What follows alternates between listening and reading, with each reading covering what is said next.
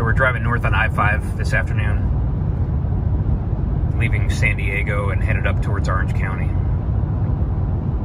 Passing through Camp Pendleton actually right now. It's another beautiful Southern California afternoon.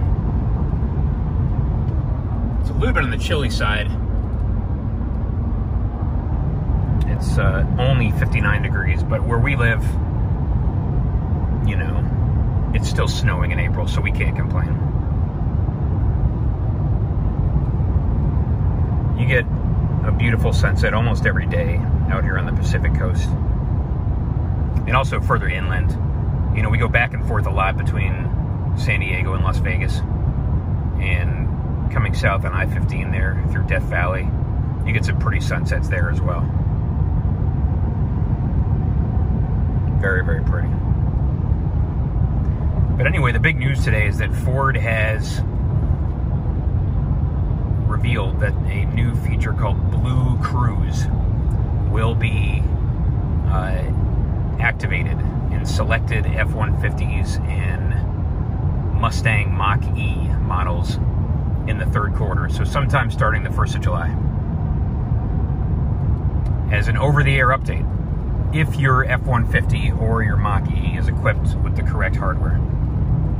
And again, this was just revealed today, this morning, on April 14th, by way of a video and a press release.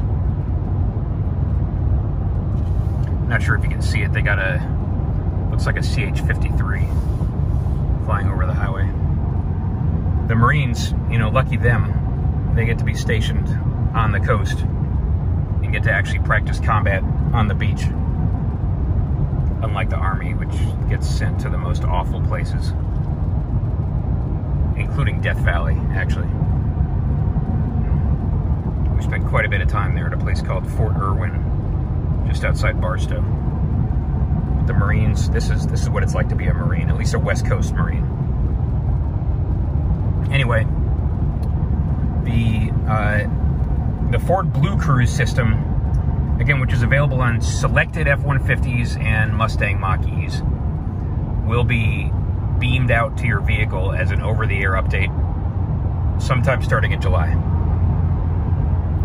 And here's what they've told us.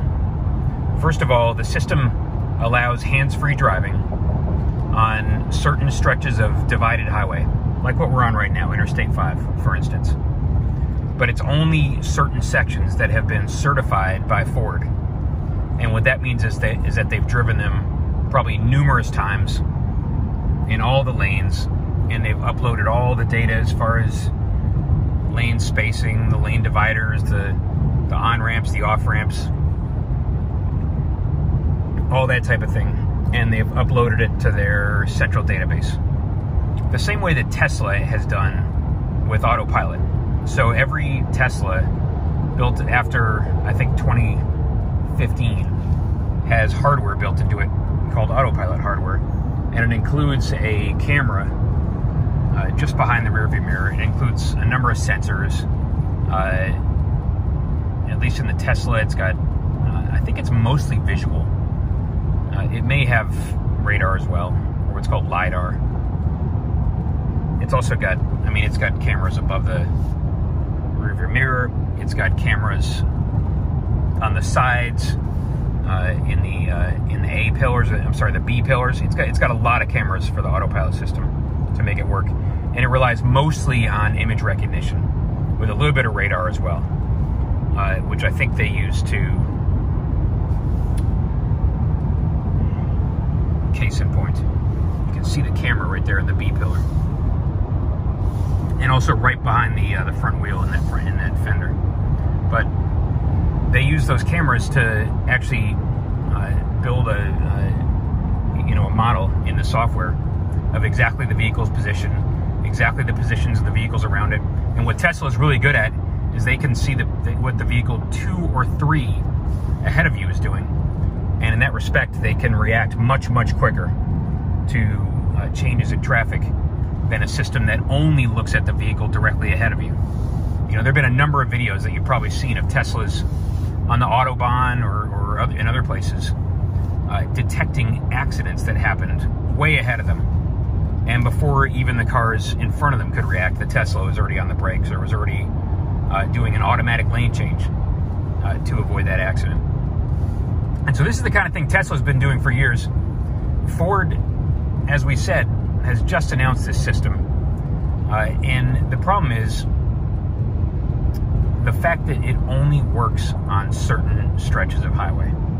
It's not going to work on your state highways. It's not going to work on, you know, any random divided 4-lane that you're driving down. It's only going to work on highways that have been certified by Ford and driven many, many, many times, back and forth and back and forth. They had something called the mother of all road trips, or they called it the MOART, that they took earlier this year with, I think, 5 F-150s and 5 Mustang Mach-Es. And they drove all over the country. They drove up into Canada. They were in all kinds of weather conditions. They were on all kinds of pavement conditions. And they drove about 100,000 miles just gathering data. And after doing that, they had a high degree of confidence that the system would work, completely hands-free, enough to get the lawyers to sign off on it. And they had a lot of highways, mostly interstates, fully mapped into their database. So that you can be confident when you're driving on a highway that's been certified by Ford as BlueCruise ready, that they've been down that highway a number of times already. So what does this entail? The first thing is, it's got a camera which looks towards the driver. I think it's above the, it might either be at the top edge of the dashboard, which is doubtful. I think it's above the top of the windshield. And it's looking at the driver, not just to see where your head is, but actually where your eyes are, even if you're wearing sunglasses. And it can tell if you've got your eyes on the road. And if you don't have your eyes on the road, it's going to tell you to start paying attention when you're driving in hands-free mode. Not sure, but I think these are actually nuclear reactors. Camp Pendleton's got all kinds of stuff to it. Half the time we drive through Camp Pendleton, they've got hovercraft operating just off the coast. They've got Ospreys flying around, the tilt rotor aircraft. They've got Cobras, MH-53s, all kinds of stuff going on. Because again, they live on the Pacific coast and practice combat right there on the beach next to the interstate. Anyway, so yeah, unlike Tesla, where all you have to do is just keep your hands on the wheel, and it gives you a message in the dashboard every now and then. If it doesn't detect your hands on the wheel, it'll tell you to shake the steering wheel a little bit, or provide a little bit of input to it. Not enough to, you know, change lanes, but just enough to let the vehicle know you've got your hands on the wheel. And that's how Tesla makes sure you're paying attention. Ford, on the other hand, because it's going to allow you to operate the vehicle hands-free, it will, you know, it's not going to tell you to move the wheel, because the whole point of it is to let you not have to touch the wheel. So instead, it's got that camera that's looking at you, even if you're wearing sunglasses, and it knows if you've got your eyes on the road or if you don't.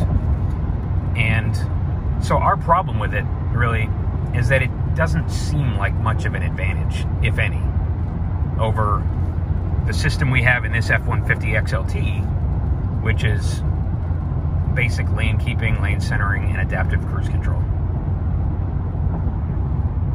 You know, all it does essentially is let you do everything you can already do right now, but without your hands on the wheel. But we actually kind of like to have our heads on the wheel. You know, call us old school. We just don't, we're not at the point yet where we're ready to trust our lives to a vehicle and completely take our hands off the wheel and say, sure, we believe you. You're going to react exactly, precisely the right way every single time to motorcycles on the highway, to drunk drivers, to 18-wheelers, to other drivers that are distracted. Again, call us old-fashioned. We're just not quite at that point. So we are perfectly happy to do what this truck requires us to do, which is keep our hands on the wheel but let it steer. Let it do the driving. And so, again, BlueCruise, it seems like a neat system. And hands-free driving, some people might be really into it. We're not exactly gonna jump at the chance to get a feature like that put into our vehicle. And it doesn't matter anyway, because the truck we have, which is the XLT, is not equipped with the hardware package that this system relies on. You have to have something called the Co-Pilot 360 2.0 Active Prep package. What we have is Co-Pilot 360 2.0 Assist. And that's what comes with the XLT, or what you can get on the XLT. But the Lariat and above, Lariat and King Ranch and Platinum have this as an option. So if you really, really want hands-free driving and Ford BlueCruise, you have to get a Lariat, King Ranch, or Platinum and select the Co-Pilot 360 2.0 Active Prep package, which is $1,595 total. $995 for the hardware, and then $600 for the software. And the $600 software is a 3-year subscription. So after 3 years, yeah, you're going to be paying for it again. If you get the limited, it is included. At least the hardware is included. Not sure about the software. That wasn't completely clear from what we read and what we saw today. And so, what's there to say? If you are obsessed with the idea of driving completely hands-free with your hands off the wheel, get an F150, Lariat, Platinum, or King Ranch and select that option. Again, 360 Co-Pilot 2.0 Active Prep package for $995, and then get ready to pay the $600 for the software. You may or may not be able to get them at the same time, and just pay the $1595 one time. Or if you get the limited, which is the top of the line F150 that we have spoken out against many, many times, then it's included for free in your $80,000 pickup truck.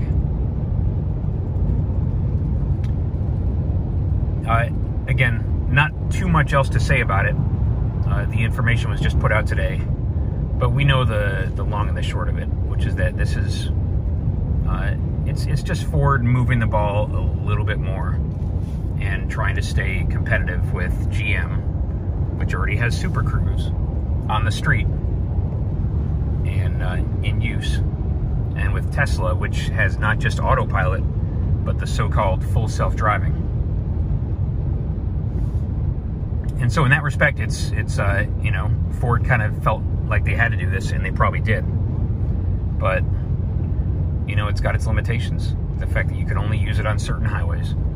And it's not going to do what Tesla does on full self-driving, where they can actually take off-ramps and actually navigate through city streets and stop at stop signs and make left and right turns and, you know, pull up to your house. And then when you get out, it can go park itself. So the Tesla's still quite a bit ahead of Ford. We don't feel the need for any of that. You know, we are from the generation where you park your own car and you get out and you go in your house. You don't have your car park itself. And we're also of the generation where... In half a mile, use the second from the right lane to stay on I-5 North. You know, it's not a major inconvenience to have your hands on the wheel while the truck is driving itself. So we're not gonna use the second from the right lane to stay on I-5 North. Sorry about that. We're not gonna jump at the chance to buy this, but for people who want it, there it is. Continue on I-5 North for 3/4 of a mile. In half a mile, take exit 79 for California 1 Pacific Coast Highway. Oh, and by the way, a lot of people have been telling us they think the Ford navigation is better than Google Maps. on a completely unrelated note. Take exit 79, then keep left. So we're going to be doing a detailed comparison between the two sometime soon. Anyway, thanks everyone. We'll talk to you soon.